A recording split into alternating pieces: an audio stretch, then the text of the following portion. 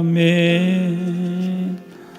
오늘 우리에게 내주시는 우리 하나님 귀한 말씀은 신약성경 로마서 1장 16절, 17절 두 절의 말씀을 한 목소리로 봉독하겠습니다. 로마서 1장 16절부터입니다. 다 함께 읽겠습니다. 시작. 내가 복음을 부끄러워하지 아니하노니 이 복음은 모든 믿는 자에게 구원을 주시는 하나님의 능력이 됨이라. 먼저는 유대인에게요 그리고 헬라인에게로다. 복음에는 하나님의 의가 나타나서 믿음으로 믿음에 이르게 하나니 기록된 바 오직 의인은 믿음으로 말미암아 살리라 함과 같으니라. 아멘. 다음 주까지 한번 외워보십시오. 한번 외워보십시오. 뭐 어려운 거 아닙니다. 자꾸 그래서 한번 머리를 한번 말씀으로 단련해서 쫙 기름칠 한번 하십시오. 해마다 10월 마지막 주일이 되면 전 세계의 우리 기독교회는 종교개혁주일로 지킵니다. 오늘이 바로 그 날이죠. 1517년, 지금으로부터 506년 전입니다. 10월 31일에 독일의 신부였던 마르틴 루터가 그 비텐베르그에 있는 교회 정문에 99개의 질문서를 벽보로 붙임으로써 유럽 전역에 종교개혁이 시작되었습니다. 미국의 시사주간지 타임지는 지난 1000년 동안 이 세계 역사를 바꾼 인물 중에 가장 중요한 인물이 이 마르틴 루터 종교개혁자라고 발표했습니다. 왜냐하면 이 종교개혁이 세계사를 바꾼 대사건이었기 때문이죠. 결국 이 종교개혁 때문에 미국이 생겨난 거예요. 이 마르틴 루터는 가난한 광부의 아들로 태어났고 경건한 부모님 밑에서 어릴 때부터 엄격한 신앙생활을 했습니다. 이 광부인 아버지는 교육열이 남달라서 이 아들을 비싼 기숙 학교에 보냈고 대학까지 진학을 시켰습니다. 왜냐하면 법관이 되어서 부와 명예를 얻었으면 하고 기대했기에 열심히 뒷바라지를 했고 루터도 공부를 잘했습니다. 특히 그 당시에 공부에서 제일 중요한 게 우리나라는 수학이잖아요. 영어잖아요. 그 당시에는 라틴어였습니다. 루터가 라틴어를 잘했어요. 그런데 22세였던 1505년 7월 2일에 이제 학교에서 방학을 맞아 집에 왔다가 학교로 돌아가는 길에 들판을 걷고 있는데 갑자기 하늘이 컴컴해지면서 먹구름이 몰려오고 소나기가 쏟아지면서 천둥 번개가 쳤어요. 그래서 급히 그 떡갈나무 나무 아래 친구와 함께 피했는데 그 나무에 벼락이 떨어져서 친구가 그 자리에서 즉사를 하고 루터는 그 충격으로 땅바닥에 나뒹굴어졌어요. 그러면서 너무나 두려워서 하나님 저를 살려주시면 제가 목사가 되겠습니다. 저를 살려주십시오. 수도사, 정확하게 말하면 수도사가 되어서 내 평생 하나님을 섬기겠습니다. 서원을 했어요. 그리고 루터는 학교에 돌아가서 아버지의 반대를 무릅쓰고 법학에서 신학으로 전공을 바꿔버렸습니다. 난리가 났겠죠. 그리고 그는 수도원에 들어가서 엄격한 규칙을 따라서 살게 됩니다. 그 당시 수도사는 기도와 노동에 전념했고 최소한의 밥을 먹으면서 자기 몸을 금욕하고 학대함으로 경건에 이르려고 노력을 했습니다. 그는 매일 자신의 의지를 죽이고 최소한의 음식을 먹고 남루한 옷을 입으며 밤에는 기도하고 낮에는 노동하고 그랬습니다. 조그만 죄도 짓지 않기 위해 최선을 다했는데 그 루터가 자기가 쓴 일기를 보면은 어느 날 자기가 동료 수도사의 발을 밟았어요. 자기 방에 와서 자기의 발을 해초를 때려서 피가 나도록 때렸다. 그리고 어느 날은 자기 동료 또 수도사가 몸이 아파서 들어 누웠는데 자기가 그 동료 수도사를 사랑하지 못했고 평소에 기도하지 못한 것을 회개하면서 회초리로 자기를 30대 매질했다 이렇게 적혀 있습니다. 자주 금식을 하고 자신의 몸을 혹독하게 괴롭혔습니다. 왜냐하면 이것이 그 당시에 가톨릭이 가르친 경건이었습니다. 성경 중심의 신앙이 아니었죠. 그런데 루터는 아무리 노력해도 마음의 평화와 기쁨이 없었습니다. 루터는 29살에 신학 박사학위를 받고 대학 교수가 되어서 성경을 연구해서 가르치기 시작했습니다. 루터는 어느 날 시편 22편 1절을 읽었는데 내 하나님이여 내 하나님이여 어찌 나를 버리셨나이까 어찌 나를 돕지 아니하옵시며 내 신음하는 소리를 듣지 아니하시나이까. 루터는 이 성경을 읽으면서 그래 내 마음이 이런 거야. 내가 바로 이런 처지야. 이 비참한 모습을 어떻게 하면 내가 고칠 수 있을까 이렇게 생각을 했는데 성경을 가만히 연구해 보니까 이게 아니네. 이 시편은 나 자신의 비참한 모습을 묘사한 것이 아니라 하나님의 아들 예수 그리스도의 고난을 묘사한 시라는 것을 그가 깨달았습니다. 왜 하나님의 아들이 이런 비참한 고통을 겪었는가? 그 이유는 하나님으로부터 끊어지고 영원히 저주를 받을 수밖에 없는 나 대신에 하나님의 아들이 친히 내 죄를 담당하여 십자가에 달려 죽으시고 하나님께로부터 끊어졌다는 거예요. 죄 없는 예수가 내 대신 십자가에서 죄를 담당하셨다는 진리가 깨달아졌습니다. 그는 계속해서 성경을 연구했고 마침내 로마서 오늘 우리가 읽은 이 말씀을 깨달았을 때 그는 새로 태어나는 경험을 했습니다. 난생 처음 죄책감에서 해방되어 거룩한 기쁨과 평강으로 충만한 심령이 되었습니다. 그는 이 기쁨을 주체하지 못하고 학생들에게 이 진리를 가르치기 시작했습니다. 그때에 로마 가톨릭은 전국 교회에서 주일만 되면 예배 시간에 면죄부를 팔았습니다. 그 당시에 로마 황제가 로마 교황이 레오 10세라는 사람인데 이 사람은 자기가 황제를 제의하고 있는 교황으로 제의한 동안에 세계에서 가장 큰 교회를 짓고 싶었어요. 그래서 그 교회 건축을 시작했는데 어마어마하게 돈이 들어가요. 그리고 십자군 전쟁 비용도 돼야 되고 그리고 자기가 사치와 향락을 일삼았어요. 그러니까 돈이 많이 필요하잖아요. 그러니까 이 돈을 조달할 정상적으로는 조달이 안 되니까 사람들에게 면죄부를 파는 거예요. 다시 말하면 교회에 와서 하나님께 예배하고 회개하고 기도해서 제사함 받는 게 아니고 저런 교회에 오면은 면죄부를 돈을 주고 사면은 죄가 사해진다고 말해요.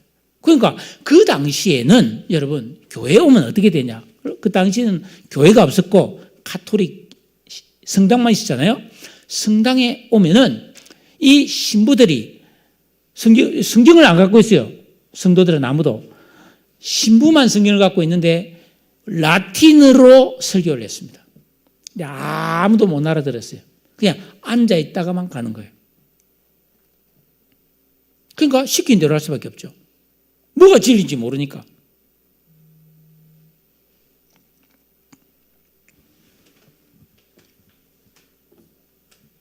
특별 제작된 이 헌금함을 하나 만들어 놓고 적읍니다. 저기에다가 금화를 넣어야 돼요. 다른 돈 넣으면 안 돼요. 금화를 넣어서 그 바닥에 금화가 땡그랑 하고 떨어지면 연옥. 가톨릭은 있잖아요. 사람이 죽으면 천국에 가야 되는데 신앙생활 제대로 안 하면은 지옥에는 안 가지만 연옥에 간다고 되어 있어요. 그러니까 천국과 지옥의 중간인데 너희들이 저 안에 금화를 땡그랑 넣으면은 그 연옥에 있는 너희 부모나 먼저 간 가족이 천국으로 올라간다. 이렇게 가르치죠. 그러니까 사람들이 어떻게 해요? 부모가 지금 연옥에서 천국 못 가고 있다는데 그러니까 너도 나도 돈을 집어넣은 거죠. 성경을 깨달은 루터는 이 말도 안 되는 이런 행태를 도저히 보고 있을 수 없었어요. 그리고 자기가 볼 때는 교황과 추기경과의 종교 지도자들이 너무나 타락되어 있고 다 첩을 두고 있었고 또 사생자를 낳았으며 그 사생자 그 성당 뒷마당 뒷동네 뒷마당은 공동묘지였어요. 영아들의 무덤이었어요. 굉장히 무서운 거죠. 그리고 사치와 향락에 빠져 있었어요. 그래서 이 루터는 고심 끝에 교황과 교회의 권위 문제, 회계의 참떡과 면죄부 판매의 부당함을 적은 95개의 방방문을 만들어 벽보로 붙이고 공개적인 답변을 요구했습니다. 그런데 교황이 이 루터를 이단자로 규정하고 출교 처분을 내리고 사형시키려고 했어요. 그러나 루터의 뜻에 동의한 사람들이 루터를 이렇게 빼내가지고 바르트부르크라는 아주 외딴 성에 피신을 시킵니다. 그 성이 참 재밌어요. 몇 년 전에 제가 학교 다닐 때 거기를 가봤는데 높은 산이 두 개가 있어요. 근데 이쪽에 성이 있는 거예요. 그러니까 이 산에 올라가서 이쪽에서 다리를 줘야 건너갈 수 있는 거예요. 그러니까 완전 외딴 곳이잖아요. 그곳에서 방을 하나 탁 차지하고 루터는 거기서 10개월을 보내면서 신약 성경을 독일어로 번역합니다. 사람들이 성경 읽어야 된다. 저 엉터리들 말이야. 그래서 성경을 직접 봐야 진리가 뭔지 아니까 독일어 성경을 읽고 그때 독일의 비텐베르그가 마침 금속 활자를 발명했을 때니까 성경을 인쇄해서 대량으로 유럽 전역으로 퍼져나갔습니다. 그래서 사람들이 읽어보니까 속았다. 이런. 그 루터 방이에요. 저게 바르트부르크 성경 루터 방인데 저기 앉아서 성경 번역하고 막 기도하는데 엄청나게 마귀가 오는 거예요. 마귀가 귀신이 와가지고 막 루터를 괴롭히니까 루터가 막 이따가 마귀가 오니까 막 잉크병을 막 씹어 던져가지고 벽에 전신에 잉크가 떡이 됐다 막 그런 설명을 들었어요. 그리고 저 방에서 오늘 우리가 부른 찬송, 내주는 강한 성이요 방패와 병기 되시니 이런 식으로 그 찬양을 1529년에 저곳에서 작사 작곡했습니다. 그래서 우리가 종교개혁주일에 이 찬양을 많이 부르죠. 자, 루터가 성경을 번역하니까 누구나 성경을 읽자 너도 나도 이건 아니다 해서 종교개혁은 전 유럽의 요원의 불길처럼 번져나갔고 루터의 뜻을 함께하는 제빙글리, 베자, 파렐, 잔 낙스, 깔뱅 등 목숨을 건 수많은 개혁자들이 성경적인 진정한 신앙을 위해서 헌신했습니다. 이 종교개혁자들이 주장한 것은 5가지로 요약되는데 이것을 종교개혁 5대 강령이라고 하는데 첫째가 따라합시다. 오직 성경, 오직 그리스도, 오직 믿음, 오직 은혜, 오직 하나님께만 영광. 이거 예수님이 가르치신 성경 중심의 신앙입니다. 성경대로 믿어야 된다. 오직 구원은 예수님만을 통해서만 구원받는 겁니다. 믿음은 오직 주 예수를 믿으라 그리하면 너와 내 집이 구원을 받으리라. 오직 예수 그리스도를 믿음으로 구원을 받는 것입니다. 그리고 이 구원받는 믿음은 뭐예요? 인간의 공로나 노력이 아니라 선물이죠. 그죠? 하나님의 선물인 거예요. 그래서 은혜로만 구원받는 거예요. 그리고 모든 영광은 하나님께만 돌려야지 인간이 받는 게 아니다 이 말이에요. 이런 5개의 기치를 들고 종교개혁을 일으켰던 것이죠. 오늘 우리가 본 이 로마서 1장 16절 17절의 말씀은 506년 전 아무리 애쓰고 노력하고 처절하게 신앙생활을 했지만 고뇌와 슬픔 속에서 기쁨을 얻지 못했던 심히 어둡게 살던 루터의 마음과 인생 전체를 환하게 밝혀준 진리의 말씀이요 복음 중에 복음입니다. 루터가 발견한 복음의 진리를 통해 진정한 신앙을 몰랐던 수많은 사람들이 복음의 진리를 깨닫고 구원의 확신과 감격을 맛보았습니다. 오늘 말씀 이 2구절에는 이 복음이라는 단어가 3번 등장하는데 16절에 보면 내가 복음을 부끄러워하지 않으하느니 그랬어요. 그 다음에 이 복음은 그랬습니다. 모든 민족에게 구원을 주신 하나님의 능력이 된다고 했어요. 17절에 보면 복음에는 하나님의 의가 나타났다. 복음 세 번을 이야기하고 있습니다. 사도 바울이 깨닫고 감격했던 복음이 1450년 후에 루트에게 영감을 주었고 2000년 기독교 역사에서 수많은 성도들이 이 진리를 깨닫고 인생과 생명이 어둠에서 광명으로 변화되는 놀라운 그런 경험을 했습니다. 단언하건대 이 복음을 깨달은 사람과 복음을 알지 못하는 사람은 은행 심사가 달라요. 가치관이 달라요. 삶의 온도와 색깔이 달라요. 인생의 방향과 목적이 천냥지차로 달라질 수밖에 없다라는 거예요. 여러분, 우리가 가진 이 성경은 한마디로 말해서 복음의 책입니다. 왜냐? 여러분, 신약 성경에서 제일 먼저 기록된 성경은 마가복음입니다.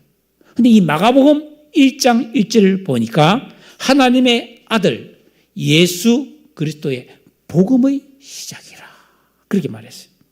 예수님께서 처음 공생애를 시작하시면서 하신 출사표 처음 하신 말씀이 마가복음 1장 15절에 기록되어 있는데 때가 찼고 하나님의 나라가 가까이 왔으니 회개하고 뭘 믿으라?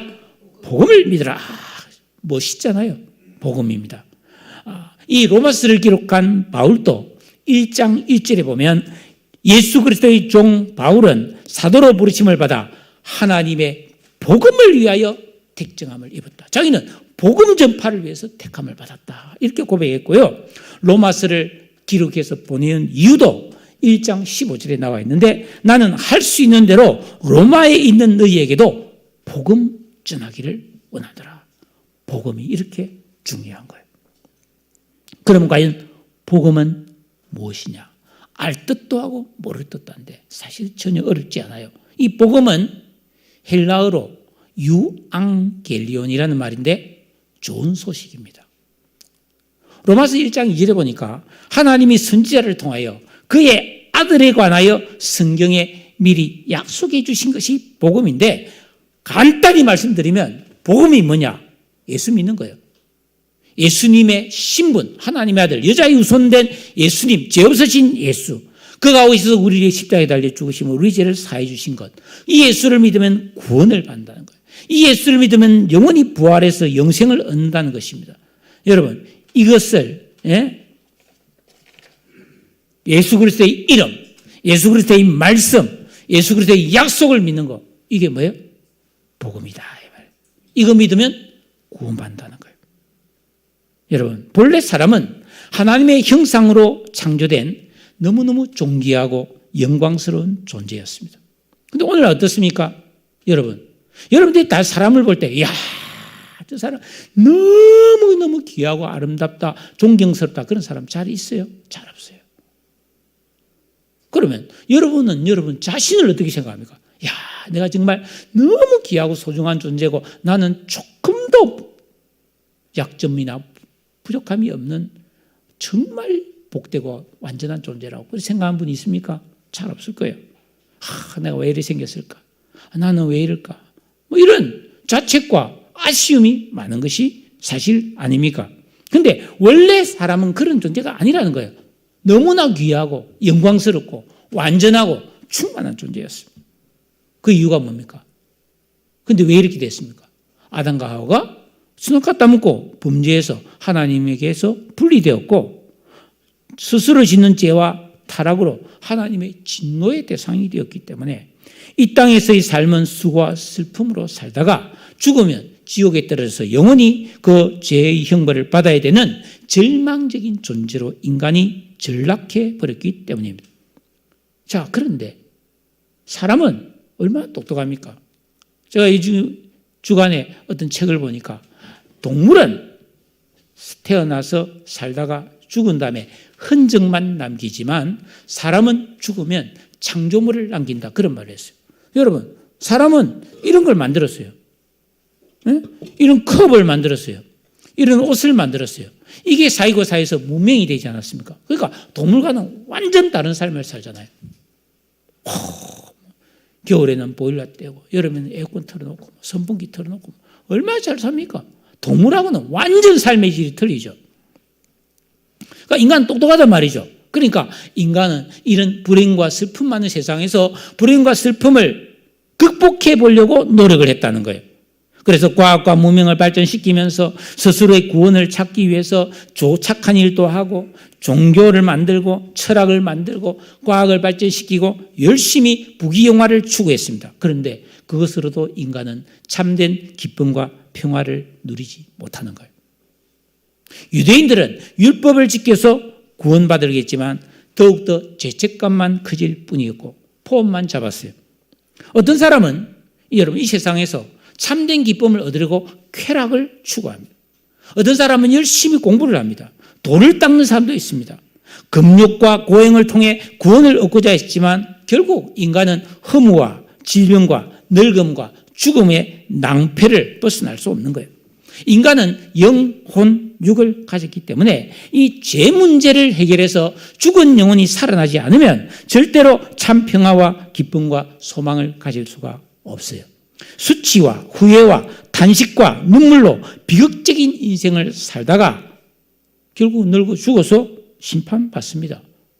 히브리서 9장 27절 한 번 죽는 것은 사람에게 정해진 것이요 그 후에는 심판이 있다. 아무도 여기서 벗어나지 못하는 겁니다.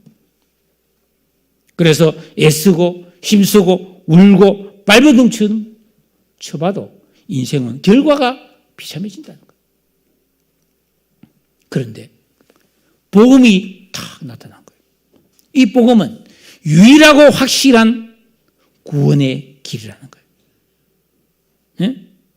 우리가 잘 아는 요한복음 3장 16절 하나님이 세상을 이처럼 사랑하사 독생자를 주셨으니 이는 그를 믿는 자마다 멸망하지 않고 영생을 얻게 하려 하심이라.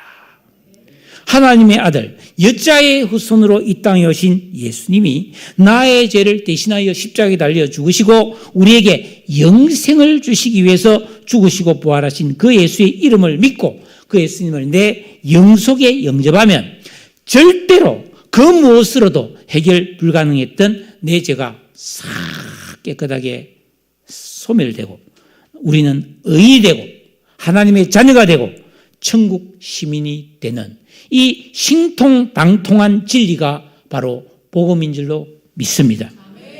여러분 이 세상을 보세요. 얼마나 많은 사람이 평생 죄를 짓고 죄책감 속에서 양심이 무뎌지고 스스로 속이면서 악을 행하면서 자책하고 저주하고 절망하며 소망 없는 삶을 살아갑니까? 이사야 59장 8절에 그들은 평강의 길을 알지 못하며 그들이 행하는 곳에는 정의가 없으며 굽은 길을 스스로 만드나니 무릇 이 길을 밟는 자는 평강을 알지 못하느니라. 여러분 복음을 모르는 사람은 참 소망을 가질 수가 없습니다. 무지개를 찾아다니 안개를 잡으려고 다니다가 결국 아무것도 없이 인생에 막을 내리는 게 이 세상 사람들이 가는 길이다. 예? 그 길은 영원한 어둠이라는 거예요. 지옥이라는 거예요. 예수를 만나기 전에 바울이 그렇게 살았고요. 루트가 그렇게 살았고요. 인생과 죽음에 대해 진지하게 고민해 본 사람이라면 누구나 내 영혼의 깊은 내 안에 가늠할 수 없는 흑암이 존재한다는 것을 느끼게 되어 있어요. 여러분 한번 실험해 보세요. 혼자서 골똘하게 이 생각 저 생각하면 제일 끝에 1시간 2시간 하고 나면 기쁨이 되는 게 아니고 슬픔이 되는 거예요. 우울함이 생기고. 그러니까 여러분 막 강 있고 바다 있는데 그 뷰 좋은데 근데 살면 좋을 것 같죠? 그런 데 사는 사람이 우울증이 많이 걸립니다. 강물 보면 저쪽 강물이 강물은 흘러갑니까? 이러다가 예? 내 인생도 저렇게 흘러가겠구나 이러면서 또 우울해져 버린 거예요. 어쩌다가 경치 좋은 거 좋죠. 맨날 경치 좋은 거 보면 뭐예요? 허무가 생겨요. 이게 인간이라는 거예요. 우리 인간의 이 심령에는 그 무엇으로도 채울 수 없는 뻥 하고 뚫어진 공허가 있음을 우리는 절감하지 않을 수 없습니다. 자, 여러분 한번 생각해보세요. 왜 신문에 났잖아요. 그토록 인기 있고 인상 좋고 돈 잘 버던 스타가 마약을 해서 그래 망가집니까? 그 신문에 보도 보니까 이 사람은 드라마 1회 촬영하면 2억 받는다고 그래요. 와, 많이도 받네. 그럼 이 사람 도대체 돈을 얼마 벌었다는 거예요? 왜 장관 자리에 올라가고 도지사 자리에 올라가고 시장 자리에 올라가고 노벨상을 받을 똥말똥할 정도로 세계적인 시인이 된 사람이 성범죄로 몰락합니까? 불쌍하잖아요. 채워지지 않기 때문에. 돈으로, 명예로, 인기로, 그 돈으로 막 집을 사고, 그 돈으로 막 명품을 사고, 그 돈으로 아무 걸 많이 쌓아둬도 내 안에 있는 공허는 안 채워진단 말이에요. 이게 인간이라는 거예요.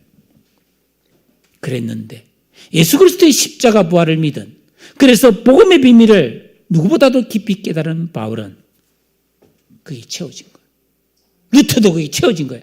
그래서 이 복음을 전해야 되겠다, 이걸 모르고 있는 사람에게 이걸 알려줘야 되겠다 생각해서 거기에 목숨을 걸었던 것이죠. 그래서 오늘 말씀이 나온 겁니다.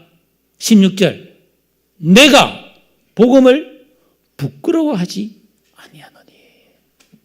이 그냥 나온 말이 아니죠.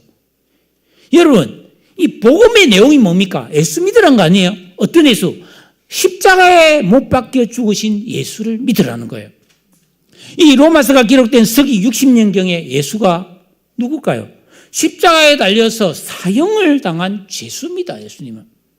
그 당시 십자가형은 가장 흉악한 범죄자들에게 내리는 형벌이었어요. 여러분, 사람들이 관심을 가질 만한 내용이 아니었죠. 우리 조선시대도 보면요, 예? 그냥 막 탕 하고 목을 치면 그건 제일 쉬운 사형이에요. 그죠? 고통이 없잖아. 근데 대역죄는 뭡니까? 사지를 잘라버린다. 더 큰 죄는 어떻게 해요? 능지처참이에요. 능지처참은 제가 영화에서 내가 김옥균 그 3.1 갑신정변에 김옥균 능지처참을 시켜봤는데, 이 말 내필로 손에 묶고 다리에 묶고 말 내필이 달려버려 사지를 찢어 죽이는. 그러니까 이 사형에도 급이 있는 거예요. 그러니까 십자가형은 서양에서 가장 무서운 그런 범죄였단 말이에요. 예? 형벌이었다는 거죠. 그러니까 이런 십자가에 달려 죽은 예수를, 예? 여러분 십자가에 달린 예수를 믿으시면 구원받습니다. 이러니까 사람들이 뭐예요? 뭔 소리 하는 거예요 지금? 예? 이거 뭐 자랑도 아니잖아요. 그러니까 무시하고 업신여기는 거예요.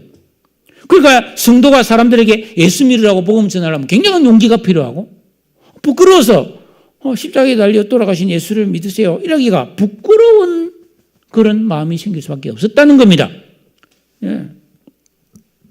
여러분, 사람들은 왜 이 복음을 외면합니까? 십자가에 달린 예수가 뭐 그걸 믿어서 자기도 죽었는데 뭐 우리를 어떻게 하겠다는 건가? 예? 현실 문제에 전혀 도움이 안 될 거라고 생각합니다. 매력이 없어요. 여러분, 그러나 사실 이 세상 모든 사람들은 다 살아가고 있는 것이 아니라 죽어가고 있잖아요. 정신 차려야 됩니다. 우리가 죽어가고 있다는 거예요. 반드시 온다는 거예요. 그런데 이 살아있는 지금도 성경은 뭐예요? 수고와 슬픔이 가득 차 있다, 그렇게 말하죠. 근데 죽어가고 수고와 슬픔을 겪는데 이거 해결할 수 있는 제일 좋은 비법이 복음을 믿는 건데, 이것을 안 믿는 거예요, 사람들은. 예수 믿는다고 뭐가 달라지겠느냐? 이런 생각을 갖고 있는 거예요. 그러니까 이 복음을 전하기가 부끄럽단 말이에요. 예? 사람들은 복음은 제껴놓고 그건 아예 안 돼 이러면서 다른 속 시원한 해결책을 줄 그 무언가를 막연하게 찾아다니고 있습니다. 근데 사도 바울은 지금보다 훨씬 더 복음에 대해서 적대적이고, 복음 전하면 돌로 때리고 죽이려고 하던 그 시기에 나는 복음을 부끄러워하지 않는다고 담대하게 어디서나, 왕 앞에서나 누구 앞에서나 복음 믿으세요. 어떤 정도로 말했습니까? 아그리빠 왕에게 신문 받으면서, 아그리빠 왕이요, 내가 지금 죄수 신분이 된 요 묶인 요거 말고는 당신도 나처럼 돼야 돼. 당신 복음 믿어야 돼. 그렇게 말했던 사람이에요. 갈라디아서 6장 14절에 보니까 내게는 우리 주 예수 그리스도의 십자가 외에는 결코 자랑할 것이 없다고 했습니다. 사랑하는 성도 여러분, 여러분은 믿지 않는 가족이나 친구들 앞에서 당당하게 내가 예수 믿는 성도임을 밝히고 기도하고 하나님께 영광 돌리기 위해 죄를 거부하고 계명을 지키는 성도의 품격을 나타내고 증거하며 살고 있습니까? 내 평생에 누군가에게 내가 믿고 사랑하는 예수님을 자랑해 보신 적이 있습니까? 혹시 누가 알까 봐 이 복음을 꽁꽁 숨기며 살지는 않으시는가요? 사실 이 복음이 겉으로는 별 없어 보이는 것은 엄청난 하나님의 연극이에요. 하나님은 이 세상에 수많은 사람들이 눈에 보이는 화려함, 번쩍이는 것이라고 다 금이 아니듯이 이 세상에 좋아 보이는 것이 나에게 유익한 것이 아님을 모르는 어리석은 자들을 속이기 위해서 복음의 포장을 초라하게 했을 뿐이지 이 복음 안에 있는 내용은 너무나 엄청나고 대단한 줄로 믿으시기를 바랍니다. 무엇이? 왜 그런가? 16절 하반절에 보니까 이 복음은 모든 믿는 자에게 구원을 주시는 하나님의 능력이기 때문이다. 여기서 중요한 말은 구원이에요. 구원. 이 구원이 뭐냐? 자, 지난 23일에 56세 된 여자 운전자가 운전 미숙으로 깊이 5m의 저수지에 빠져버렸어요. 차가 저수지에 빵 들어가가지고 푹 가라앉았어요. 사람들이 그걸 보고 신고를 했어요. 119 대원이 가서 잠수부를 통해서 들어가 보니까 차가 푹 빠져있는데 놀랍게도 안에 있는 여자 운전자가 살아있었어요. 에어포켓이라고 차 안에 공기가 아무리 다 젖으니까 차가 물에 잠기면서 차 안에 요만큼 공간이 있는데 거기에 목만 내고 1시간 넘게 살아있은 거예요. 기적같이 하나도 안 다치고 살아났어요. 왜? 물에 붕덩 들어갔으니까 뭐 충격이 없잖아요. 기적이죠, 그죠? 이런 걸 구원받았다고 그래요. 이 사람은 구원받은 거예요. 어떤 사람은 길 가다가 갑자기 심장마비를 일으켜서 쓰러졌는데 누군가 마침 지나가는 간호사나 이런 사람에서 심폐소생술을 해서 기적처럼 목숨을 건지는 경우도 종종 있죠. 이것도 구원이에요. 길 가다가 어두운 데서 강도를 만났는데 마침 순찰하는 경찰을 만나가지고 경찰이 후루룩 울면서 막 강도를 쫓아줘가지고 이 사람이 겨우 살았는 거예요. 이것도 구원이에요. 큰 병에 걸렸는데 마침 좋은 약이 생기고 좋은 의사를 만나서 그 병이 깨끗하게 나은 것도 구원입니다. 그런데 하나님께서 우리를 구원하시는 것은 이보다 훨씬 더 근본적이고 본질적이고 영원한 구원임을 믿으시기를 바랍니다. 우리가 장차 죽어 천국과 지옥 앞에 선다면 무엇이 중요하겠습니까? 무엇이 이 세상 것이 아쉽겠습니까? 천국만 들어가면 끝나는 거예요, 여러분. 복음은 이 세상 사람들이 미처 모르고 있는 이 영원한 우리의 인생의 운명을 바꿔버리는 능력이 있는 것입니다. 복음을 듣고 그 복음을 믿는 순간 영원히 지옥의 불구덩이 떨어질 사람의 미래가 영원히 축복받는 하나님의 나라 천국으로 바뀌어지는 역사가 일어나는 것입니다. 그러므로 이 세상에 태어나서 살고 있는 사람들이 살아있는 동안에 많은 일을 해결해야 되지만은 이보다 더 급히 확실하게 해결해야 될 중요한 문제는 없는 줄로 믿습니다. 이 세상에서 아무리 똑똑하고 많은 것을 가져도 그 마지막이 지옥의 멸망에 떨어지게 된다면 그 인생은 실패요 불행이기 때문입니다. 사람들은 이 복음의 능력이 얼마나 대단한 것인지를 잘 몰라요. 여러분, 복음은 이 세상에서는 망쳐버린 인생을 되살아나게 하는 능력이 있습니다. 성경을 한번 보십시오. 하나님의 능력으로 말씀으로 천지를 창조하셨어요. 홍해 바다를 갈라서 길을 열었어요. 마른 뼈다귀가 살아나서 힘센 용사로 만들었습니다. 병을 고치고 죽은 자를 살립니다. 사막에 강물을 흐르게 하시고 하늘과 땅을 새 것으로 바꿀 수도 있어요. 40년간 이스라엘 백성들을 하늘에서 200만이 넘는 사람을 먹이기도 하셨습니다. 전지전능하심으로 하나님의 말씀은 능치 못하심이 없는 그런 놀라운 능력을 가졌음을 믿습니다. 이 크고 위대한 능력을 하나님은 우리를 사랑하는데 다 사용하셔서 누구든지 예수를 믿기만 하면 그 사람이 어떤 삶을 살았든지 모든 죄를 깨끗하게 하시고 구원해 주시는 것이 복음인 줄로 믿습니다. 한번 생각해 보세요. 이 세상에서 사람들이 겪는 모든 괴로움, 슬픔, 두려움이 얼마나 많습니다. 이태원 참사 1주를 맞이해서 막 애통하고 막 지금도 잊지 못하고 막 고통 속에 빠지는 사람들이 뉴스가 계속 나오잖아요. 자식을 먼저 보내고 얼마나 가슴 아프겠어요. 그런데 이 모든 슬픔과 고통의 원인이 뭐예요? 죄란 말이에요. 죄로 인해 이런 고통이 왔다는 거예요. 그 죄의 배후에 사탄이 있다는 거예요. 야, 그 난리를 치놓고 또 뭐 10월 31일에 뭐 할로윈 또 한다고 또 설치되어 있는 사람이 있는 거 보면 그 제정신 아니죠. 미안해서라도 그래 못하지. 여러분, 근데 이 죄가 이렇게 끈질기다는 거예요. 사탄의 역사가 이렇게 끈질긴 거죠.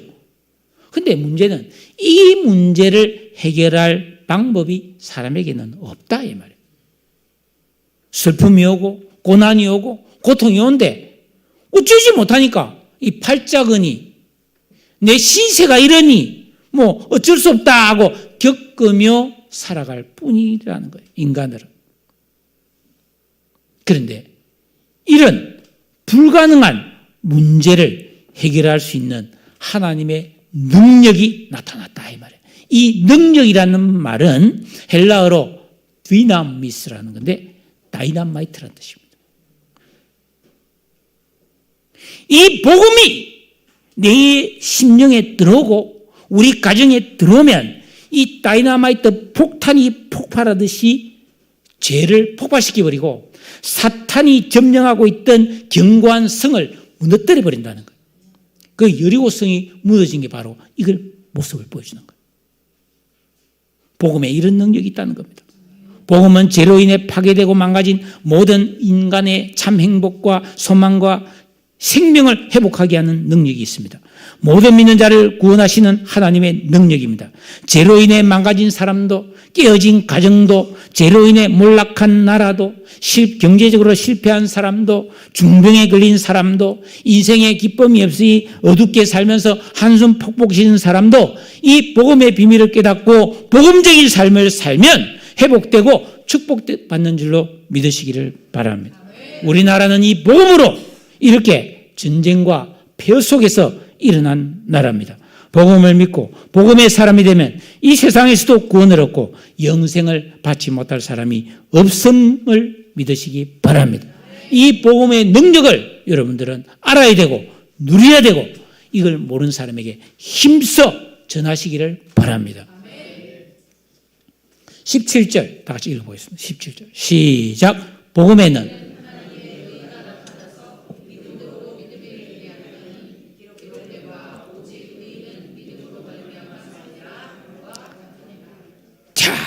제가 오늘 여기까지 나왔습니다. 물입니다. 별거 아닙니다. 자, 이 병 속에 물이 들어있으면 물병, 약이 들어있으면 약병, 술이 들어있으면 술병입니다.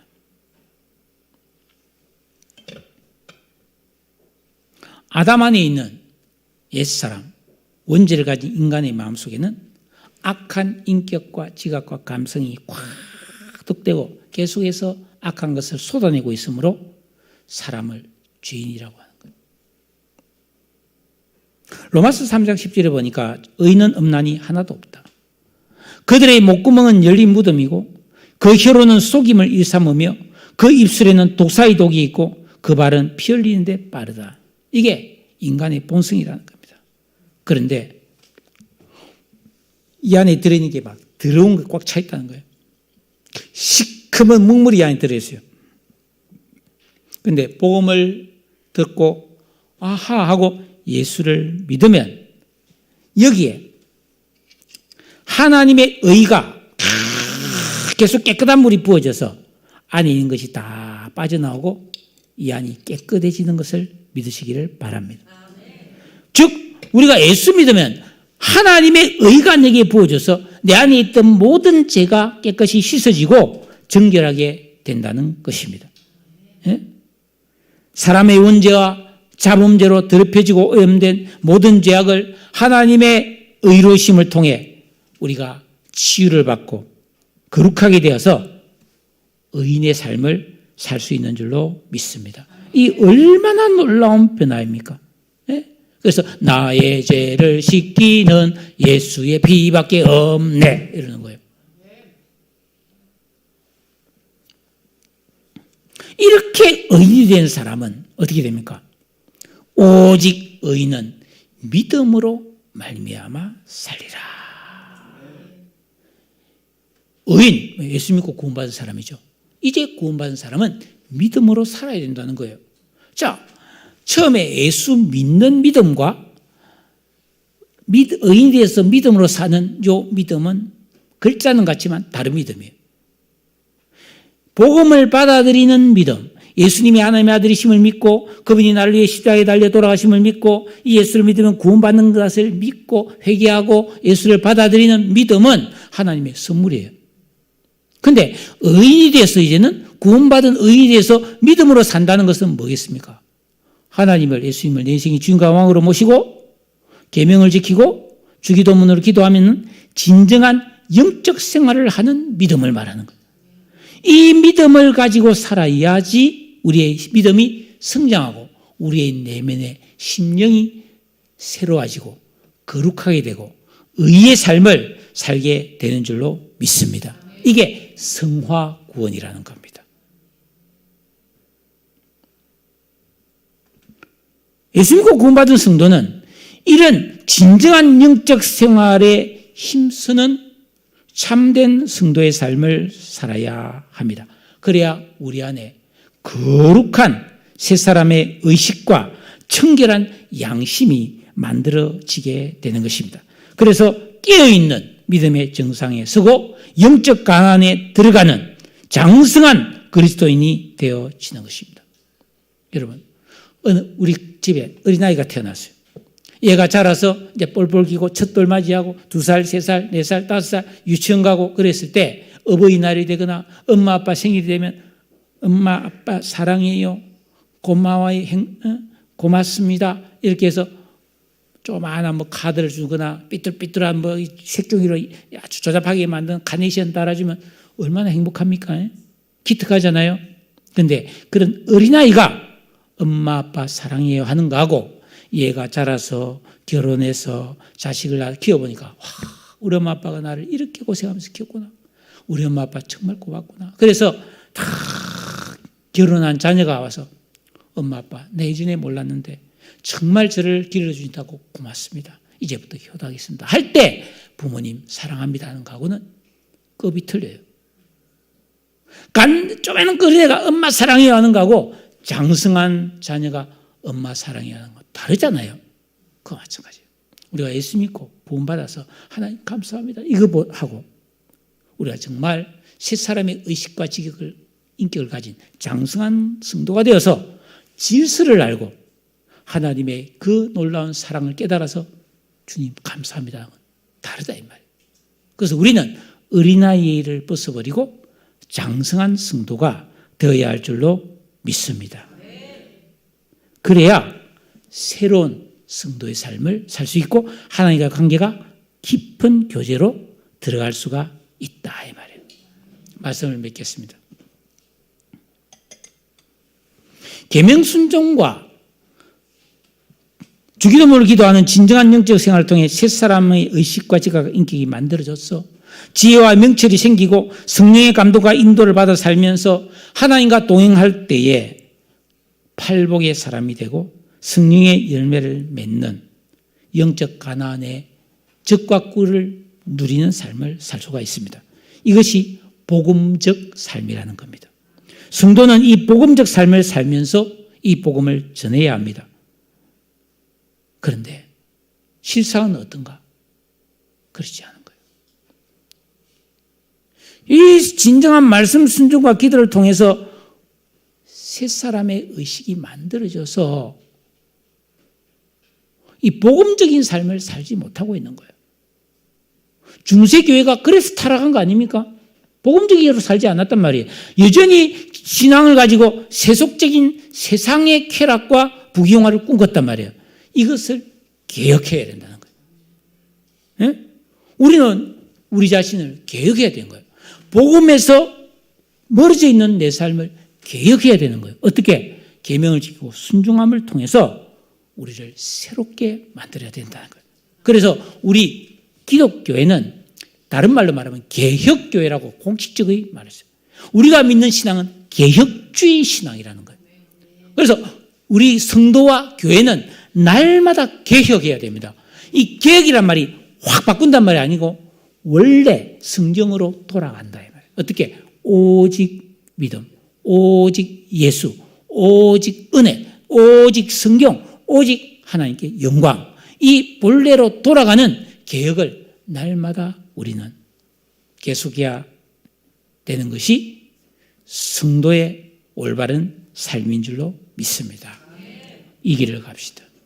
이 복음을 우리가 알고 이 복음대로 살아야 복음 안에 들어있는 그 놀라운 하나님 축복을 다 받아 누릴 수가 있는 것입니다. 그러면서 우리는 이 복음을 전해야 될 줄로 믿습니다. 다음 주 우리 해피데이 초청주일입니다. 여러분, 저도 심혈을 기울여서 기도하면서 준비해서 처음 온 사람이 한 명이든 두 명이든 제가 복음을 딱 전해서 귀 있는 자는 듣고 구원받을 수 있도록 제가 섬기려고 합니다. 여러분,